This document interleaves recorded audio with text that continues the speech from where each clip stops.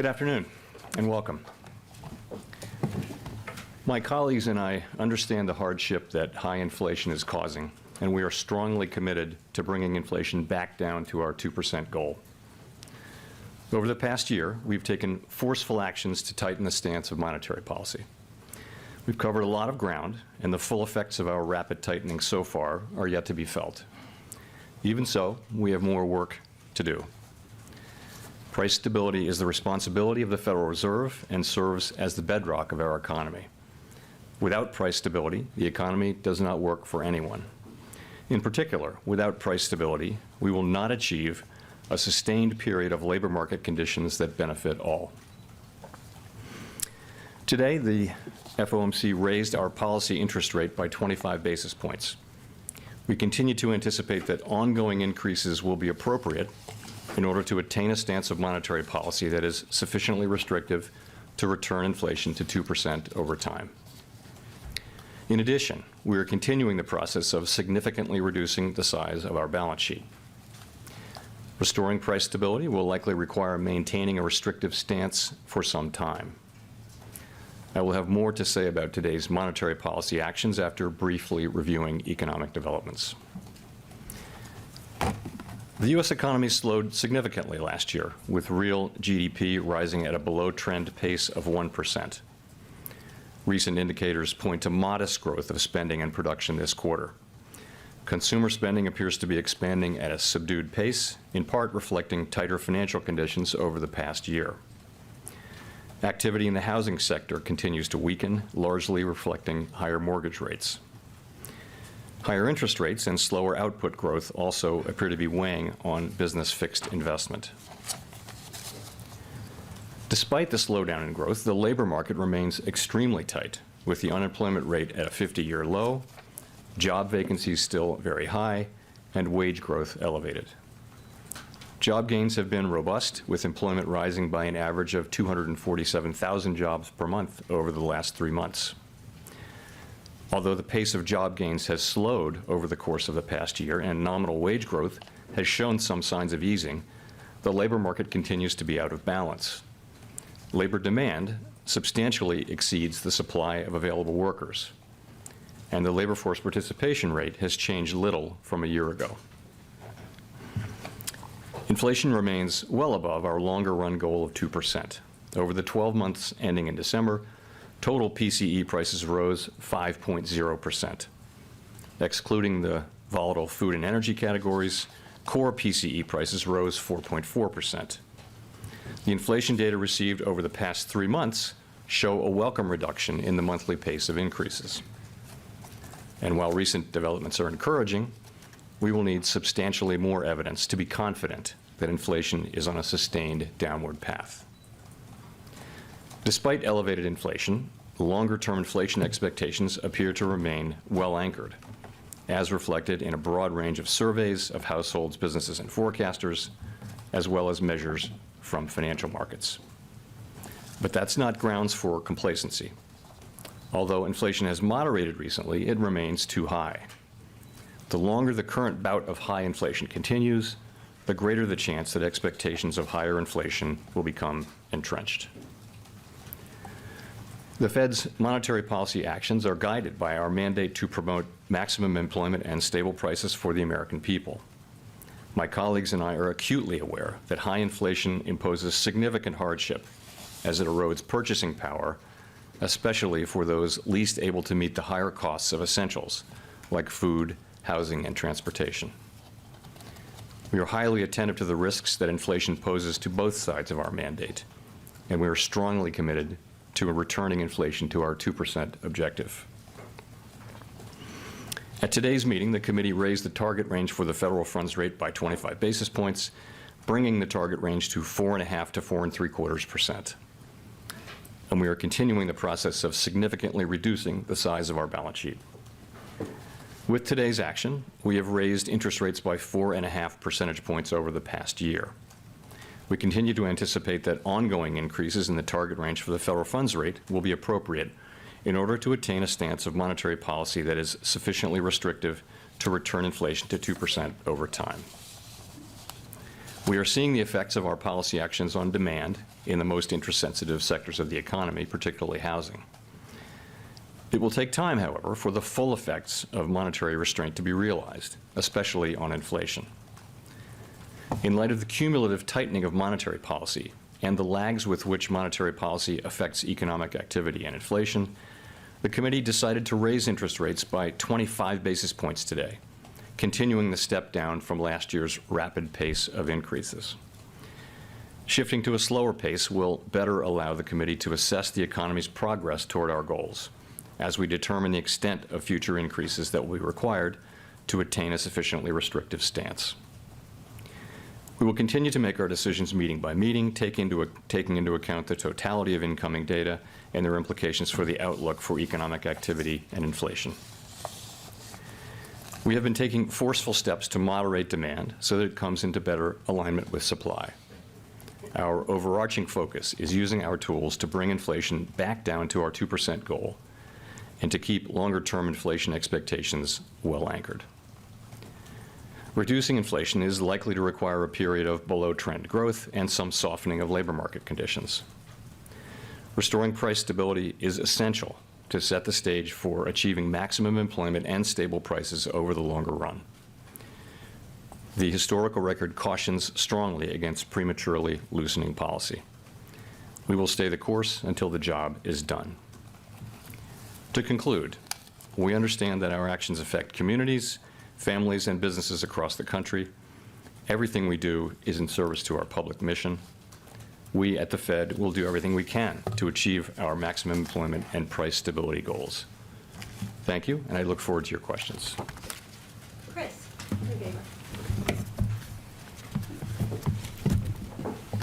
Chris Rugaber, the Associated Press. Thank you for doing this. As you know, financial conditions have loosened since the fall, with bond yields falling, which has also brought down mortgage rates, and the stock market posted a solid gain in January. Does that make your job of combating inflation harder? And could you see lifting rates higher than you otherwise would to offset the increase in, or to offset the easing of financial conditions? So it is important that overall financial conditions continue to reflect the policy restraint that we're putting in place in order to bring inflation down to 2%. And of course, financial conditions have tightened very significantly over the past year. I would say that our focus is not on short-term moves, but on sustained changes to broader financial conditions. And it is our judgment that we're not yet at a sufficiently restrictive policy stance, which is why we say that we expect ongoing hikes will be appropriate. Of course, many things affect financial conditions, not just our policy. And we will take into account overall financial conditions along with many other factors as we set policy. Rachel. Hi, Chair Powell. Thank you for taking our questions. Rachel Siegel from The Washington Post. Over the last quarter, we've seen a deceleration in prices, in wages, and a fall in consumer spending, all while the unemployment rate has been able to stay at a historic low. Does this at all change your view of how much the unemployment rate would need to go up, if at all, to see inflation come down to the levels you're looking for? So I would say it is a good thing that the disinflation that we have seen so far has not come at the expense of a weaker labor market. But I would also say that that disinflationary process that you now see underway is really at an early stage. What you see is really in the goods sector, you see inflation now coming down because supply chains have been fixed. Demand is shifting back to services, and shortages have been abated. So you see that in the housing services sector. We expect inflation to continue moving up for a while, but then to come down, assuming that new leases continue to be lower. So in those two sectors, you've got a good story. The issue is that we have a large sector called non-housing service, core non-housing services, where we don't see disinflation yet. But I would say that so far, what we see is progress, but without any weakening in labor market conditions. Has your Go ahead. Has your expectation for where the unemployment rate might go changed since December? You know, we're going to write down new forecasts at the March meeting, and we'll see at that time. I will say that it is gratifying to see the disinflationary process now getting underway, and we continue to get strong labor market data. But we'll update those forecasts in March. Neil. Hi, Chair Powell. Neil Irwin with Axios.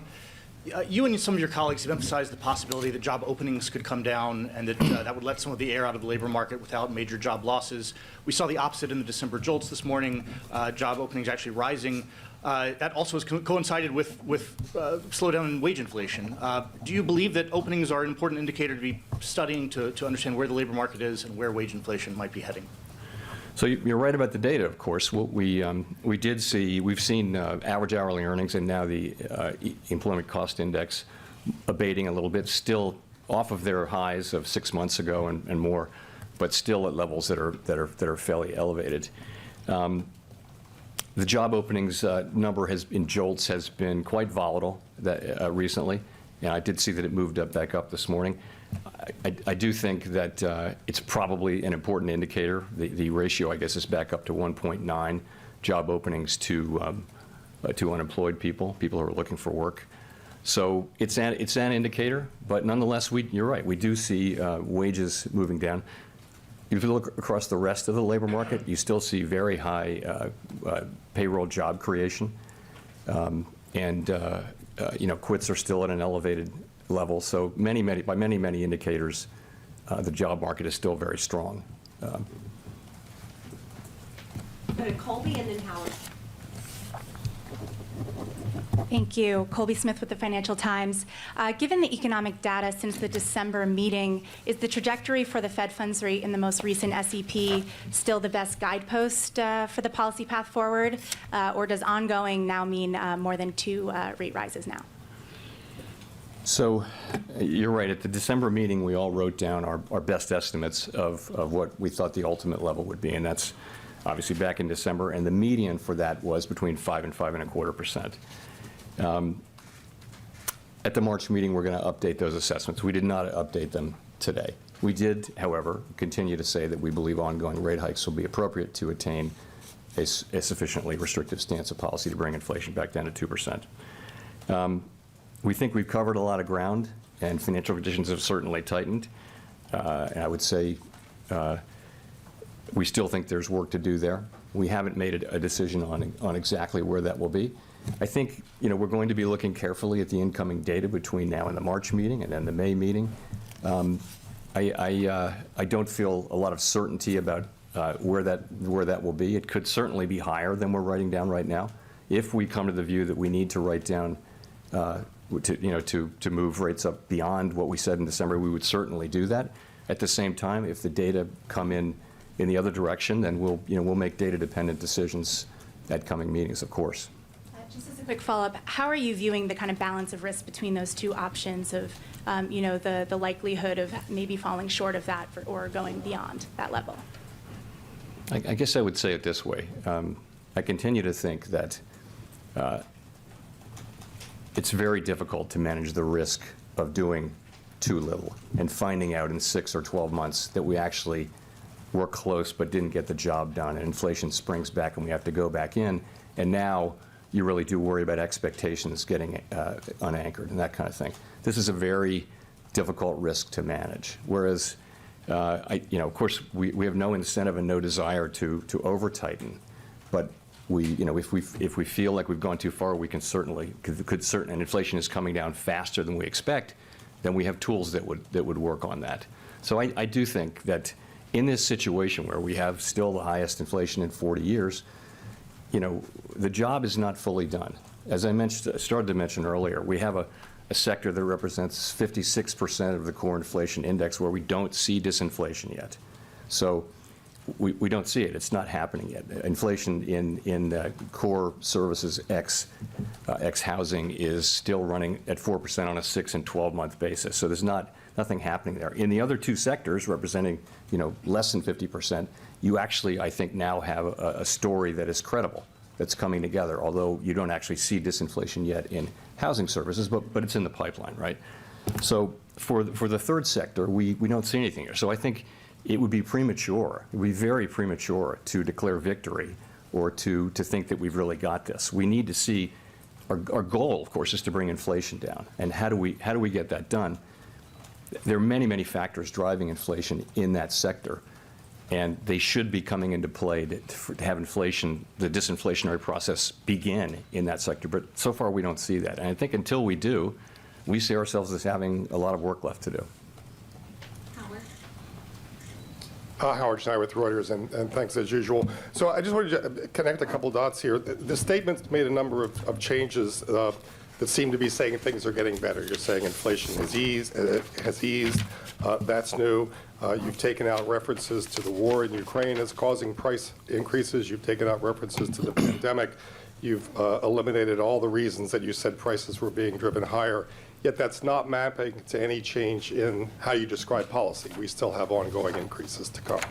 So I'm wondering, why is that the case? And does it have more to do with uncertainty around the outlook, or more to do with you not wanting to give a very overeager market a reason to get ahead of itself and overreact? So I guess I would say it this way. We can now say, I think, for the first time, that the disinflationary process has started. We can see that, and we see it really in goods prices so far. Goods prices is a big sector. This is what we thought would happen since the very beginning, and now here it is actually happening, and for the reasons we thought. It's supply chains, it's shortages, and it's demand revolving back towards services. So this is a good thing. This is a good thing. But that's, around a quarter of the PCE price index, core PCE price index. So the second sector is housing services, and that's driven by very different things. And as I mentioned, with housing services, we expect, and other forecasters expect, that measured inflation will continue moving up for several months, but will then come down, assuming that new leases continue to be soft. And we do assume that. So we think that that's sort of in the pipeline. And we actually see disinflation in the goods sector, and we see it in the pipeline for two sectors that amount to a little less than half. So this is good, and we note that when we say inflation is coming down, this is good. We expect to see that disinflation process will be seen, we hope soon, in the core goods ex-housing, the core services ex-housing sector that I talked about. We don't see it yet. It's 7 or 8 different kinds of services. Not all of them are the same, and we have a sense of what's going on in each of those different subsections. Probably the biggest part of it, probably 60% of that is, research would show is sensitive to slack in the economy, and so the labor market will probably be important. Some of the other ones, the labor market's not going to be important. Many other factors will drive it. In any case, we don't see disinflation in that sector yet, and I think we need to see that. It's the majority of the core PCE index, which is the thing that we think is the best predictor of headline PCE, which is our mandate. So it's not that we're neither optimistic nor pessimistic. We're just telling you that we don't see inflation moving down yet in that large sector. I think we will fairly soon, but we don't see it yet. Until we do, I think we see ourselves, we got to be honest with ourselves, we see ourselves as having perhaps more persistent inflation in that sector, which will take longer to get down. And we're just going to have to complete the job. I mean, that's what we're here for.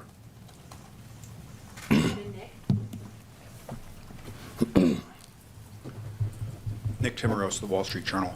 Chair Powell, you observed several years ago that we learned we can have a low unemployment rate without above target inflation, and we have learned lately that inflation can come down from its uncomfortably high level despite a historically low unemployment rate. Given that, and given how much you did over the last year, why do you think further rate increases are needed? Why not stop here and see what transpires in the coming months before raising rates again? So we've raised rates 4.5 percentage points, and we're talking about a couple of more rate hikes to get to that level we think is appropriately restrictive. And why do we think that's probably necessary? We think because inflation is still running very hot. We're, of course, taking into account long and variable lags, and we're thinking about that. The story we're telling about inflation is, to ourselves, and the way we understand it, is basically the three things that I've just gone through a couple times. And again, we don't see it affecting the services sector ex-housing yet. But I mean, I think our assessment is that we're not very far from that level. We don't know that, though. We don't know that. So I think we're living in a world of significant uncertainty. I would look across the spectrum of rates and see that real rates are now positive, right, by an appropriate set of measures, are positive across the yield curve. I think policy is restrictive. We're trying to make a fine judgment about how much is restrictive enough. That's all. And we're going to, that's why we're slowing down to 25 basis points. We're going to be carefully watching the economy and watching inflation and watching the progress of the disinflationary process. Did you or your colleagues discuss the conditions for a pause at this meeting this week? You'll see the minutes will come out in 3 weeks, and we'll give you a lot of detail. We spent a lot of time talking about the path ahead and the state of the economy, and I wouldn't want to start to describe all the details there, but that was the sense of the discussion, was really talking quite a bit about the path forward. Victoria? Hi, Chair Powell. I wanted to ask about the debt ceiling. Given that we've now hit up against it, I was wondering if the U.S. goes past the X date, will the Fed do whatever the Treasury directs as it relates to making payments as the fiscal agent, or will it do its own analysis of any legal constraints? So your question is, would we, say your question again? Will the Fed do what Treasury directs as it relates to making payments, or will it do its own analysis of any legal constraints? So you're really asking about, you're asking about prioritization, in effect, is what Yes, you're, okay. yes. So I feel like I have to say this. There's only one way forward here, and that is for Congress to raise the debt ceiling so that the United States government can pay all of its obligations when due. And any deviations from that path would be highly risky, and that no one should assume that the Fed can protect the economy from the consequences of failing to act in a timely manner. In terms of our relationship with the Treasury, we are their fiscal agent, and I'm just going to leave it at that. Are you actively doing any planning of what might happen in the event that that would happen? I'm just going to leave it at that. This is a matter that's to be resolved between, it's really Congress's job to raise the debt ceiling, and I gather there are discussions happening, but they don't involve us. We're not involved in those discussions, so we're the fiscal agent. Gina, and then Steve. Gina Smilik from the New York Times. Thanks for taking our questions. I wonder, was there any discussion today of the possibility of pausing rate increases and then restarting them? Lori Logan from the Federal Reserve Bank of Dallas seemed to suggest that that would be a possibility in a recent speech, and I wonder if that view is broadly shared on the committee. So the committee, obviously, did not see this as a time to pause.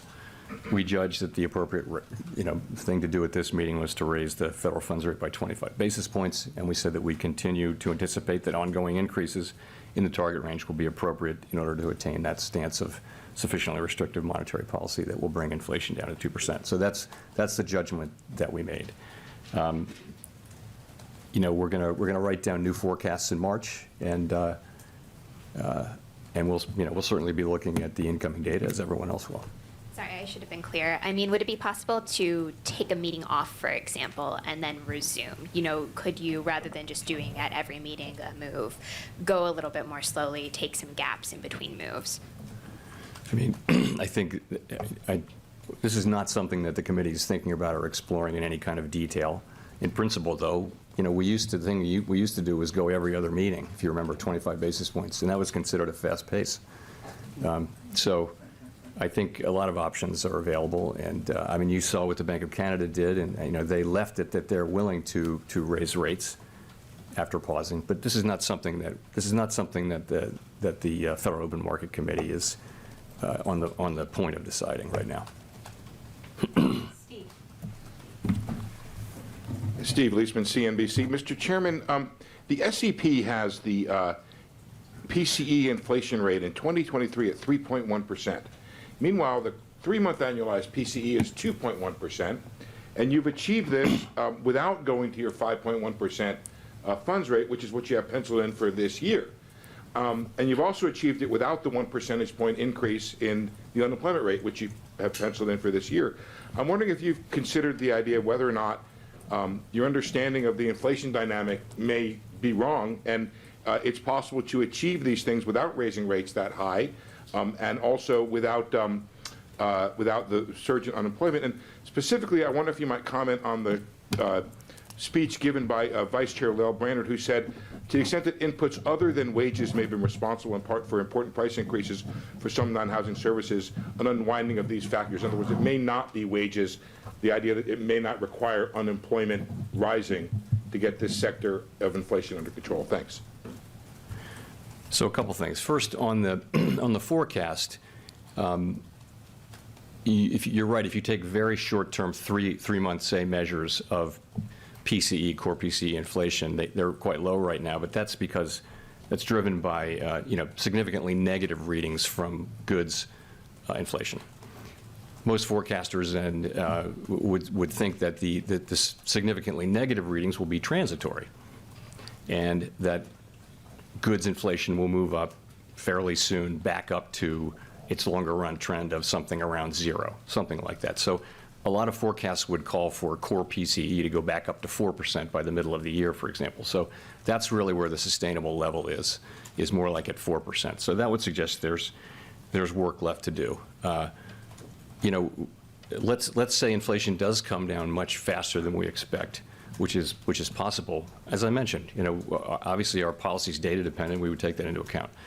In terms of the core non-housing services, as I mentioned earlier, it's a very diverse sector, 6 or 7 sectors, and so sectors that represent 55 or 60% of that subsectors of that sector we think are sensitive to slack in the economy, sensitive to the labor market in a way. But some of the other sectors are not. And for example, financial services is a big sector that's really not driven by labor markets, wages. So that's why I said there are a number of things that will affect. Take restaurants, right? So clearly labor is important for restaurants, but so are food prices. And transportation services is going to be driven by fuel prices, for example. So there are lots of things in that mix that will drive inflation.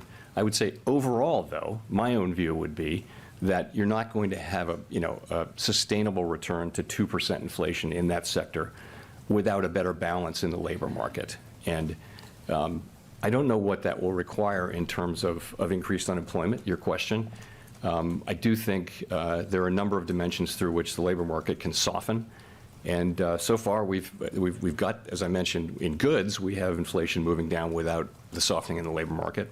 I think most forecasters would say that unemployment will probably rise a bit from here, but I continue to think that there's a path to getting inflation back down to 2% without a really significant economic decline or a significant increase in unemployment. And that's because the setting we're in is quite different. The inflation that we originally got was very much a collision between very strong demand and hard supply constraints, not something that you really have seen in prior business cycles. And so now we see goods inflation coming down for the reasons we thought, and we understand why housing inflation will come down. And I think a story will emerge on the non-housing services sector soon enough. But I think there's ongoing disinflation, and we don't yet see weakening in the labor market. So we'll have to see. Can we get there with 5%? Certainly possible. Yeah, absolutely, it's possible. It's a question no one really knows. I think it's because this is not like the other business cycles in so many ways. It may well be that that it will take more slowing than we expect, than I expect, to get inflation down to 2%. But I don't. That's not my base case. My base case is that the economy can return to 2% inflation without a really significant downturn or a really big increase in unemployment. I think that's a possible outcome. I think many forecasters would say it's not the most likely outcome, but I would say there's a chance of it. Michael. Michael McKee from Bloomberg TV and Radio. I'd like to pick up on what you were just saying about a substantial downturn and ask, with the full weight of your tightening not in place yet, and with the progress against inflation, there's still a lot of talk about very, very slow growth going forward in 2023. And the recession indicators are all suggesting that we are going to see recession this year. So I'm wondering if you've changed your view or you have a more nuanced view of what you think the danger to economic growth is going forward, and whether you're very close to perhaps tipping it into the wrong place, which calls for more restraint on your part. So I do think most forecasts and my own assessment would be that growth will continue, positive growth will continue, but at a subdued pace, as it did last year. We had growth of GDP growth of 1% last year, and also final sales growth, which we think is a better indicator of about 1%. I think most forecasts and certainly my assessment would be that growth will continue at a fairly subdued level this year. There are other factors, though, that need to be considered. You will have seen that the global picture is improving a bit, and that will matter for us potentially.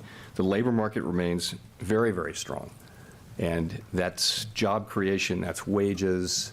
As inflation does come down, sentiment will improve. You also, state and local governments are really flush these days with money, and many of them are considering tax cuts or even sending checks. So I think that's going to support. They're also spending a lot. There's a lot of spending coming in the construction pipeline, both private and public, and so that's going to support economic activity. So I think there's a good chance that those factors will help support positive growth this year.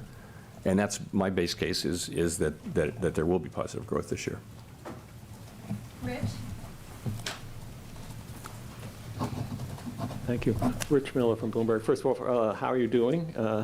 Fine, thanks. Fine. Good.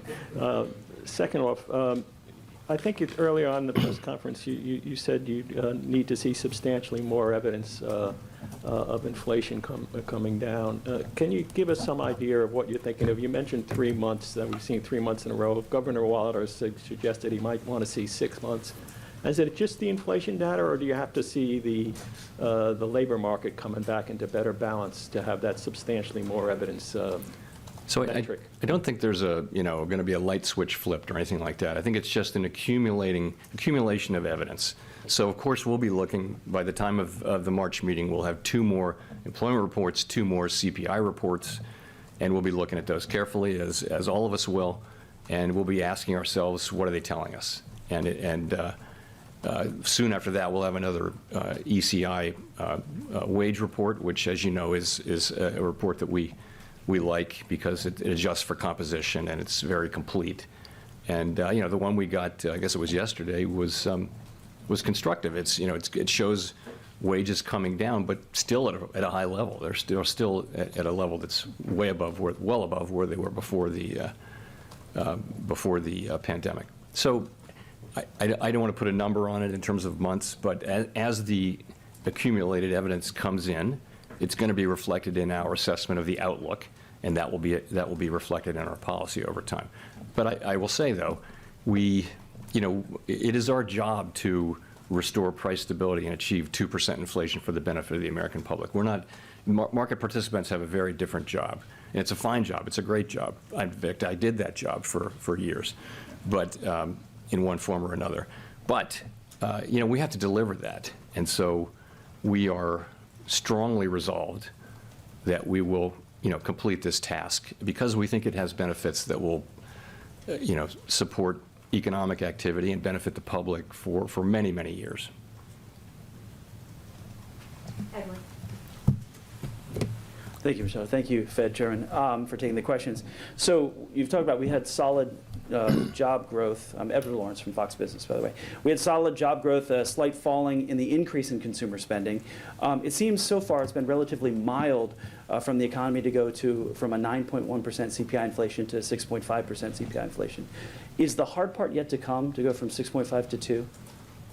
I don't think we know, honestly. So we, of course, expected goods inflation to start coming down by the end of 2021. And it didn't. It didn't come down all through 22. And now it's coming down, and it's coming down pretty fast.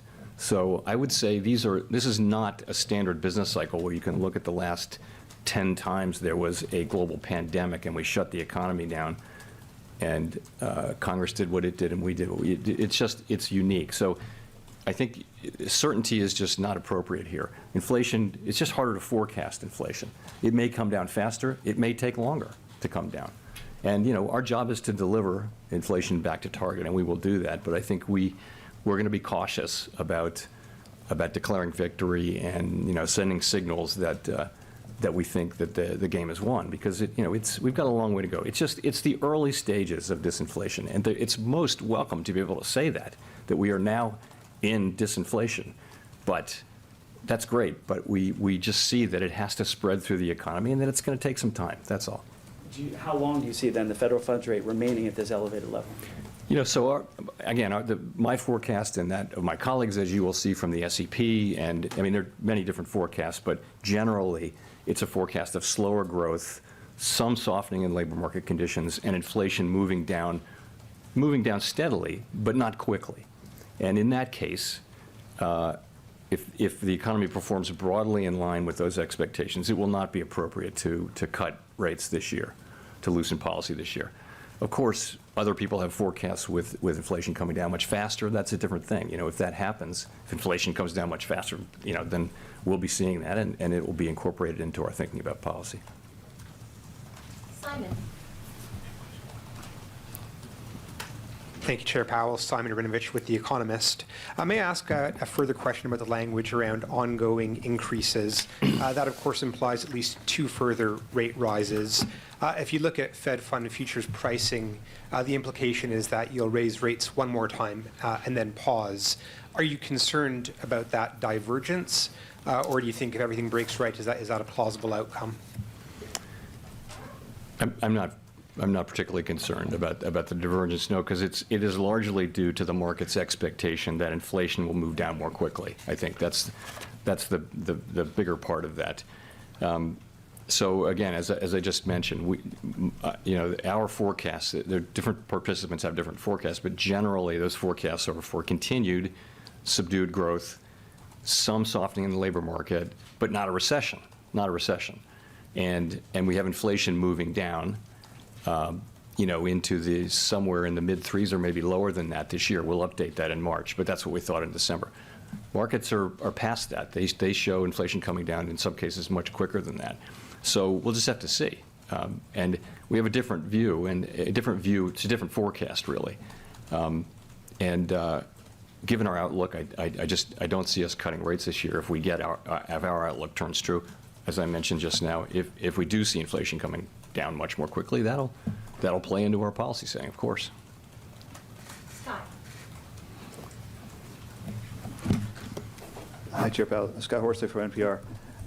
One of the changes in the statement this month is that the committee is no longer listing public health as among the data points you'll consider in assessing conditions.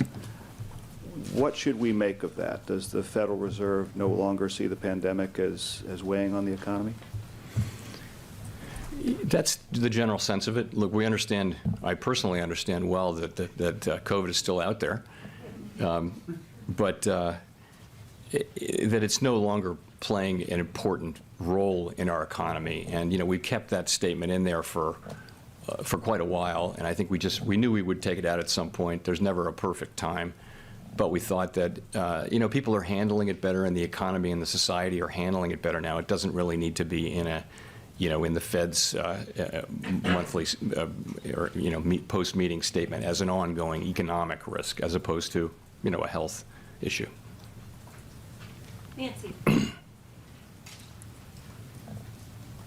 Hi, Chair Powell. Nancy Marshall-Genzer with Marketplace. I wanted to go back to another thing that Fed Vice Chair Lael Brainerd said recently. She said she doesn't see signs of a wage price spiral. And I'm wondering if you agree with that. I do. Yeah, I do. You don't see that yet, but the whole point is, once you see it, you have a serious problem. That means that effectively, in people's decision-making, inflation has become a really salient issue. And once that happens, that's what we can't allow to happen. And So that's why we worry that the longer we're at this and the longer people are talking about inflation all day long, every day, the more risk of something like that. But no, there's not much. It's more of a risk. It always has been more of a risk than anything else. By the way, I think it's becoming less salient, and people are, we pick that up in conversations, and I've seen some data too that show people are, gradually, they're glad that inflation's coming down. People really don't like inflation, and as we see it coming down, that could also add a boost to economic activity. You look at the sentiment surveys now, and they're very, very low. With 3.5% unemployment and high wage increases nominally by historical standards, why can that be? It has to be inflation, right? So I think once inflation is seen to be coming down in coming months, even you will also see a boost to sentiment, I hope. So that's what you're looking at most closely is consumer expectations. That's at the very heart. It's consumers and businesses. Essentially, we believe that expectations of future inflation are a very important part of the process of creating inflation. That's a sort of a bedrock belief. In one way or another, it has to be. We think it's important. And in this case, I would say the risk 8 months ago or so, longer-term inflation expectations had moved up. We moved quite vigorously last year. Expectations seem to be well anchored, including at the shorter end now, not just the longer end. So it's, and I think that's very reassuring. I think, the markets have decided and the public has decided that inflation is going to come back down to 2%, and it's just a matter of us following through. That's immeasurably helpful to the process of getting inflation down. The fact that people now do generally believe that it will come down, that'll be part of the process of getting it down, and it's a very positive thing. Greg. Thank you, Chair Powell. Greg Robb from Market Watch. In the minutes of the December meeting, there was a couple sentences that struck people as important. When the committee said participants talked about this unwarranted easing of financial conditions was a risk, and it would make your life harder to bring inflation down. I haven't heard you talk much about that today or in the statement, so I was wondering, has that concern eased among members, or is that still something you're concerned about? Thank you. I would put it this way. It's something that we monitor carefully. Financial conditions didn't really change much from the December meeting to now. They mostly went sideways or up and down, but came out in roughly the same place. It's important that the markets do reflect the tightening that we're putting in place. As we've discussed a couple times here, there's a difference in perspective by some market measures on how fast inflation will come down. We're just going to have to see. I'm not going to try to persuade people to have a different forecast. But our forecast is that it will take some time and some patience, and that we'll need to keep rates higher for longer. But we'll see. Let's go to Brendan for the last question. Hi, Chair Powell. Brendan Peterson with Punchbowl News. I wanted to ask if the Fed takes into account at all the debt ceiling when it comes to quantitative tightening, given the fact that rapid or faster quantitative tightening could bring us closer, faster to that drop-dead debt ceiling deadline. Could it play an effect as we get closer to that drop-dead deadline this summer?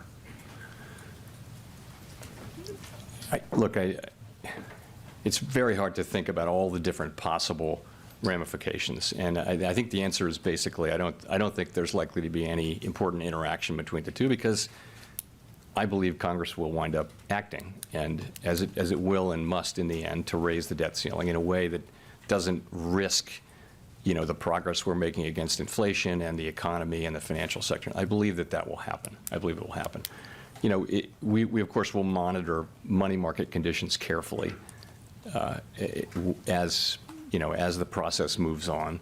For example, the Treasury General account will shrink down and then it will grow back up, and we understand there'll be lots of flows between there and the overnight repo facility and reserves. We understand all that. We're watching it carefully. We'll just be monitoring it. Thank you very much.